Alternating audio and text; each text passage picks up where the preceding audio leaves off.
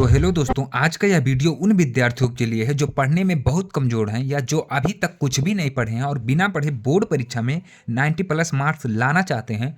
तो वीडियो के अंत तक जरूर बने रहें।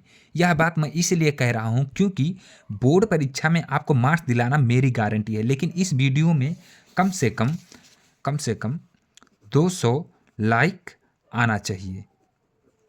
इतना आप अगर जो लाइक दिलाते हैं तो नेक्स्ट वीडियो मैं आपको इससे भी अच्छा बनाकर दूंगा।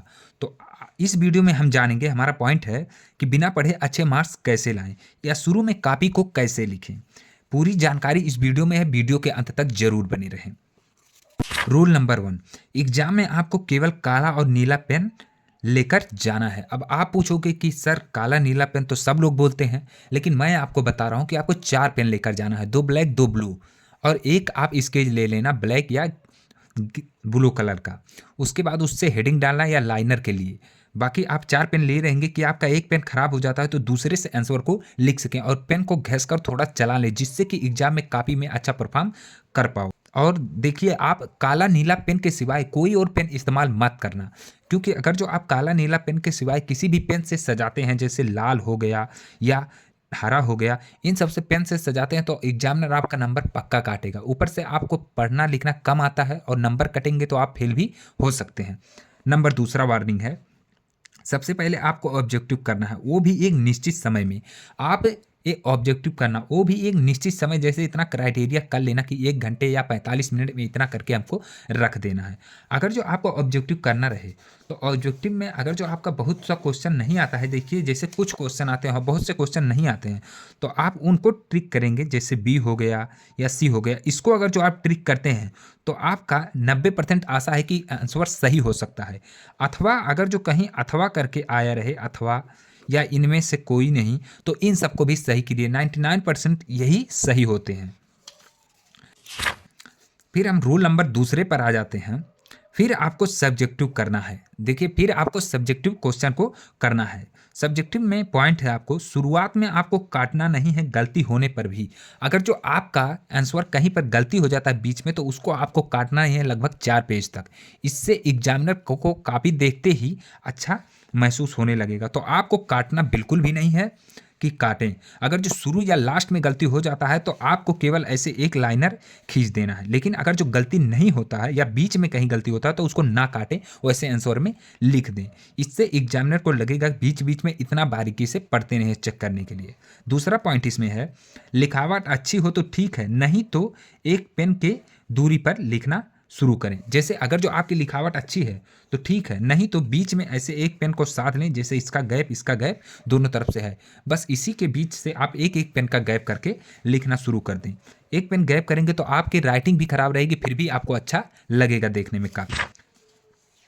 रूल नंबर तीसरा है, प्रश्न पत्र को अच्छे से पढ़ें। देखिए, बहुत लोग प्रश्न पत्र को जल्दबाजी में पढ़ देते हैं, जिससे बहुत से क्वेश्चन का आंसर उल्टा सीधा लिख देते हैं और आता हुआ आंसर भी गलत लिख कर आ जाते हैं। तो आपको ऐसा नहीं करना है, और जो प्रश्न सही से आता है उसे टिक कर लें। जैसे आपको कोई प्रश्न सही से आता है, जैसे इसी में है ये प्रश्न, आप समझ लीजिए, तो आपको ये प्रश्न सही से आता है, ये प्रश्न सही से आता है, तो इसको आप टिक कर लीजिएगा। और पहले दूसरे तीसरे चौथे पेज में आपको शुरू वाला जो अच्छे से आता है उसी को लिखना है, क्वेश्चन संख्या डालकर। फिर हम आ जाते हैं इसके दूसरे पॉइंट पर, आपको कॉपी में क्या क्या नहीं लिखना है, जिससे एग्जामिनर इरिटेट हो जाता है और वह मजबूर हो जाता है आपका नंबर काटने के लिए। तो आपको एग्जाम में गलत शब्द नहीं लिखना है, गाली नहीं लिखना है, गाना बिल्कुल भी नहीं लिखना है, ब्लैकमेल तो करना ही नहीं है। देखिए, बहुत लोग ब्लैकमेल करते हैं कि आप कर दीजिए, नहीं तो हम ये कर देंगे वो कर देंगे, या कसम दिला देते हैं कि आप अपनी माँ की कसम खाइए और कुछ। तो आपको ये बिल्कुल भी नहीं करना है। और प्यार मोहब्बत की बातें तो कॉपी से दूर ही रहे तो अच्छी है, क्योंकि एग्जामिनर आपको स्टूडेंट समझ रहा है, आशिक नहीं। तो आप प्यार मोहब्बत से कॉपी से दूरी बनाकर रखें। रूल नंबर चौथा है, कोई प्रश्न आए या ना आए, उत्तर सभी का लिखना है। अब आप लोग पूछोगे सर जो क्वेश्चन हमें बिल्कुल भी नहीं आते हैं उसको हम कैसे लिखेंगे, तो इसका हम आपको वीडियो के लास्ट में बताते हैं। सबसे पहले आप देखिए इसके पॉइंट क्या क्या है। पॉइंट नंबर 1 है, प्रश्न ना आए तो कुछ ना कुछ जरूर लिख कर आए। जैसे आपको कोई प्रश्न नहीं आता है और उसके किसी पॉइंट या कीवर्ड आप जानते हैं तो आप उसको बनाकर लिख सकते हैं। लेकिन अगर जो आपको कुछ भी नहीं आता तो आप किसी और के जो पहले दूसरे तीसरे में प्रश्न लिखे हैं उसी दोनों में से आधा आधा मिक्स करके इसके नीचे आप लिख देंगे, क्योंकि एग्जामिनर एग्जामिनर और उसको सुंदर से लिखेंगे। एग्जामिनर देखते ही आपको जल्दी जल्दी में इसे टिक मारेगा। अगर जो यह 5 नंबर का है तो कम से कम वह देख भी लेगा तो आपको 3 नंबर दे देगा। तो आपको इसी प्रकार लिखना है, क्योंकि एग्जामिनर कॉपी को स्टेप मार्किंग से चेक करता है। देखिए, अगर जो आपका 5 नंबर का क्वेश्चन है और किसी में लिखने के लिए 3 नंबर देता है और किसी में 2 मार्क्स चित्र बनाने के लिए देता है, तो आप अगर जो केवल चित्र बना कर आते हैं तो आपका 2 नंबर फिक्स हो जाएगा। तो आप कुछ ना कुछ लिखेंगे, किसी भी प्रश्न को नहीं छोड़ेंगे, क्योंकि स्टेप मार्किंग से नंबर मिलता है और एग्जामिनर चेक करता है। तो आप ये गलती भूल कर भी ना करना। नंबर 5वां है रूल नंबर 5, क्वेश्चन के हिसाब से आंसर को लिखना है। देखिए, बहुत से बच्चे क्या होते हैं कि जो क्वेश्चन आता है उसको लिखते चले जाते हैं, लिखते चले जाते हैं और इतना लंबा लिख देते हैं कि एग्जामिनर भी समझता है कि मार्क्स इसमें 2 ही मिलेंगे, ज़्यादा लिखने से मतलब नहीं है। तो आप लोग क्वेश्चन के हिसाब से मार्क्स लिखेंगे लाइन। तो अगर जो आपका 2 मार्क्स का क्वेश्चन है तो आप उसमें 5-6 लाइन में लिखेंगे, लेकिन अगर जो आपका 3 मार्क्स का है तो 9 से 11 लाइन में आंसर को देंगे।